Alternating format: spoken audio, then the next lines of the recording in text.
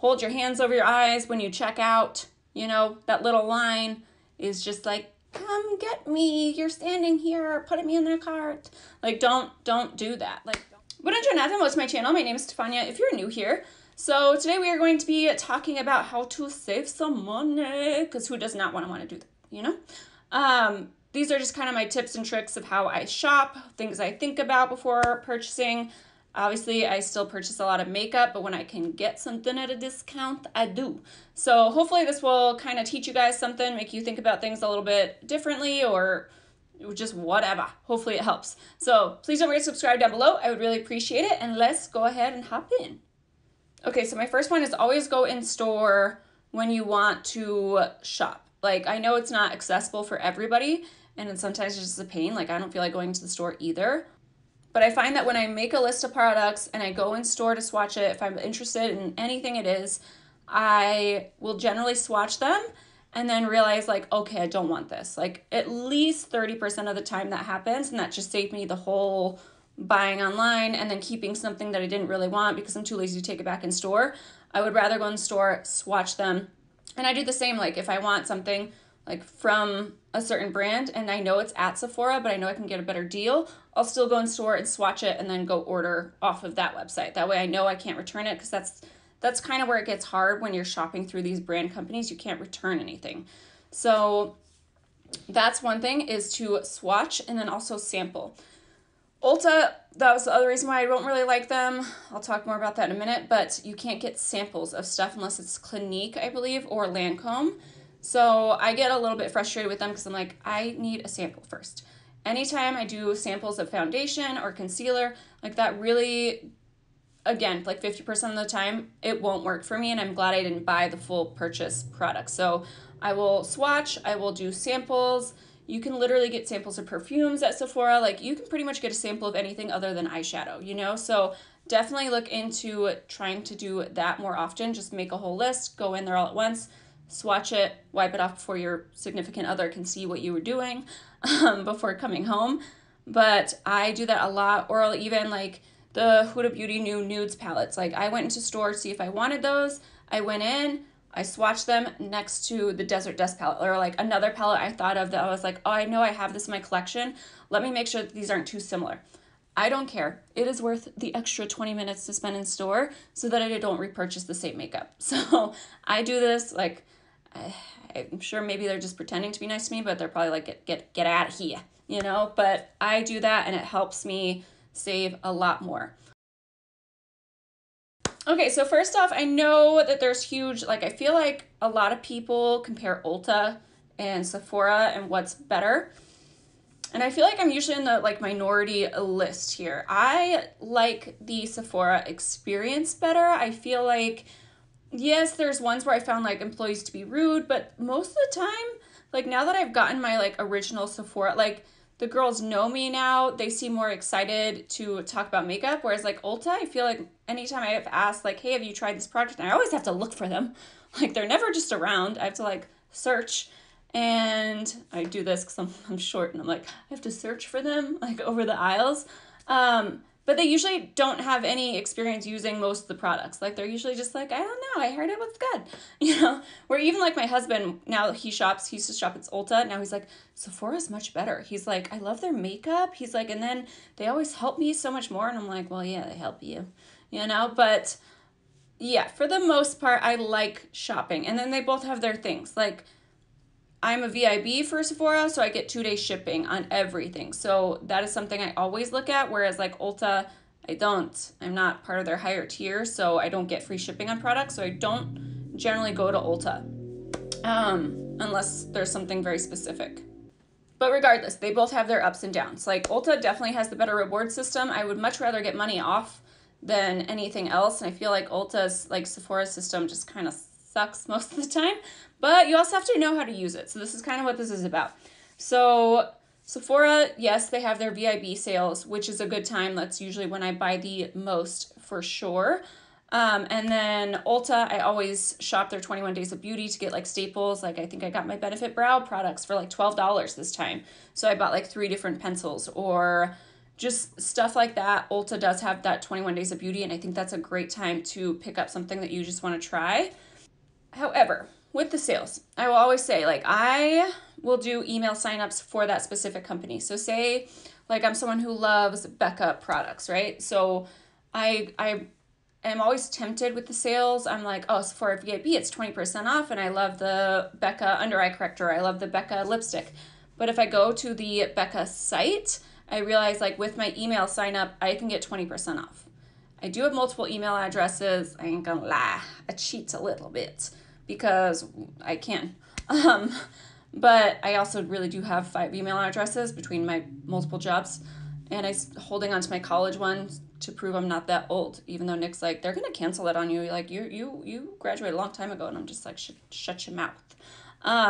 But yeah, email signups, 20% off. So I'm like, okay, well, do I really need to get this lipstick at Sephora when I could save my 20% off and get it there? If it's just one product, I might still get it at Sephora because I don't have to pay for the shipping prices. So it's important to look at the shipping prices regardless, because I know at Sephora I'll get free 2-day, whereas like a lot of the sites you have to spend a minimum, which that can get you. Like, I'll be like, oh, I'm only going to buy this one thing, and then it's an extra $8 for shipping. Shipping costs sometimes will make me not buy products. There's products I want to try, and once I see that shipping amount, I'm just like, nope, never mind. I wait until there's quite a few of those products I want to buy so that I can get the shipping for free. But I also, like, I won't just add things to my cart to get that free shipping. I feel like that's such a sucker way. I have fallen for it, and I still do sometimes. I can't help it. But it's just something to keep in mind, to go to the actual websites of these beauty companies. And then that kind of brings in the, discount codes that people use. Yes, it's annoying when they constantly say it, but I do use influencers' discount codes whenever I can. Like Lily Lashes, every once in a while I'll get a text message. They have text messages, and they'll be like free shipping. And if it says no code necessary, then I will always go find an influencer like code, and that way I get that extra 10% or whatever it is on top of the free shipping. So like this last time, I think I got a pair of lashes. They were on sale for $15. I entered in the code. I got that extra amount off, and then I got free shipping. So it was totally worth it. Whereas usually they're like $30 lashes, and I'm like, Also holidays. Like I said in my Sephora recommendations, I recommended the Anastasia Pro palette. But to be honest, I think that they do a pretty good Black Friday sale. So whether it's Black Friday or any holidays, most makeup companies will have something going on. So just make sure you always check, sign up for the notifications, even though they're annoying, or just go to the Instagram and it will tell you underneath and say like, oh, sale for this, 20% off ends today or whatever. But don't always just be like, oh, I'll buy it at Sephora. That's why I was kind of disappointed that it was a little bit earlier this year, because I usually like to have everything. I like to know all my sale options first. Okay, another big thing I think people don't really talk about is, yes, Ulta has better reward system, but I didn't really go through the Sephora app very much when I first started shopping there, and now I use it all the time. So I go on my app, I choose, like before even shopping, I go into the shop little tag, and then it says sales and offers at the top. And then you can push sale, which is view all, and it's so many makeup products on sale. Like, I use this all the time because I'm just like, okay, well, let's see what's new. So like right now, Bite Beauty Muse Bouche lipsticks, $13. I think they're changing the formula, so they have that on there.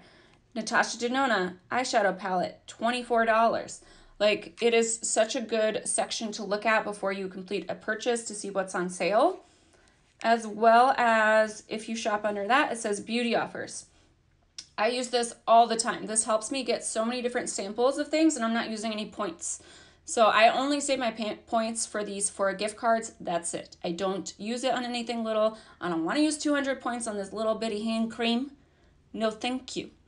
So I will go into the sales and offers. I've gotten mini sizes of so many products, and that really helps me save money in the long run, because either I love the product or I hate it. Sometimes it makes me spend more money because I love the little sample size product. But like right now, you could choose a free trial size of Tory Burch, of Kate Somerville, of pretty Dermalogica, like pretty much anything. Or I can get a free Stila trial size, Boss Gloss. It has so many different offers, candles, whatever you want. you can go in and see, and it will just tell you right next to it. Get a mini grapefruit candle from Nest Fragrances with a $40 purchase, enter in this code. So I use this section so much almost every single time I shop, especially if I'm already going to pay. Like some of these, like I only spend 20 bucks, but I can also get a free trial size of something with that. So that's one where I feel like it's the biggest. Like I'm like, yeah, they may not have the best rewards, but if I can get an actual product that I wanted to try anyways, like I think I just got the kombucha toner from Free People, which I really wanted. Not Free People. I keep thinking Free People, like the brand, and then Youth to the People are the same thing. Does anybody else do that? But I think this is a really good way to save money. I will also say beware of mini sizes. We all like minis because they're super cute, but sometimes they are worse than buying the full product. Like I know in my mind I used to be like, oh, I'm saving money because I'm buying the cute little mini size, and that way I can try and see if I like it. And then I'll look and I'm like, actually no, you get more. Like I think like the Milk Makeup Hydro Grip Primer, I was gonna buy the mini, and then when I actually check how much is in the mini compared to the full size, it's more worth it to get the full size. I'm not saying they're all like that. Like Fenty is still really good for minis, but there's, or at least the lip gloss set is, but there's plenty of products where if you look at the mini, look at the actual description of the size you get in there, sometimes they're just not worth that price tag. Like I know Charlotte Tilbury just came out with a lipstick mini set and I was like, oh, they're so cute. And then I looked at how much you got and I was like, that's the size of my thumb. And I have sausage hands, small, like not worth it. So definitely don't buy into that. Okay, I think I've covered pretty much everything I wanted to cover. But hopefully this kind of gave you guys some new ideas. I will also mention Beautylish is one of my favorite places to shop in general. It is where I get all my Sonia G brushes. I don't recommend anything on a payment plan, especially with like makeup wise or clothes wise. I just feel like that's how you dig yourself into a hole. But I will use it for big purchases like Sonia G brushes. I may not be able to afford 325 or just 150 plus. That's still a giant purchase. They do it without checking your credit or anything like that. You just sign up for it and then you pay over a 3-month period. And I've never had any issues doing that. And I pretty much always do it when I buy a brush set, just because they are pricey. Like I said, it's kind of up to you. Like I would never open a Sephora credit card, even though they have that now. I'm like, absolutely not. That is the last thing I need in my life. I'm terrified of credit cards. But yeah, I do think that one is worth it. It's not based on a credit card or anything like that. It's just you're paying your own money just in installments. So let me know ways that you guys save money. I would love to hear it. Obviously, maybe you just don't look at Instagram, don't look at Trend Mood, and then your life would be fine. You wouldn't be in this mess with me. But that is it for me. I will see you guys in the next one. I hope you guys found this useful. Bye, guys.